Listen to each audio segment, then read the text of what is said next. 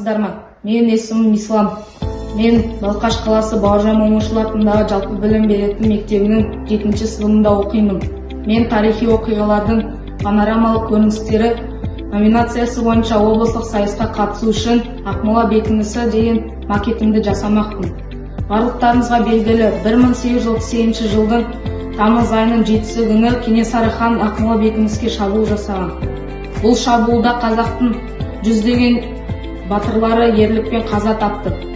Осы шабуылдың нәтижесінде Ақмола бекінісі құлады.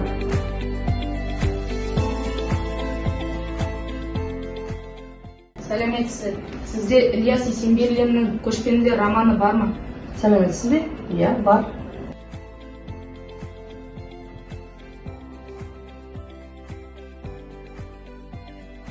Кітапта Кенесары ханның Ақмола бекінісіне шабуыл жасағаны толық жазылған. Сіздерге осы роман қызықты болса, осы кітапты оқуға шақырамын.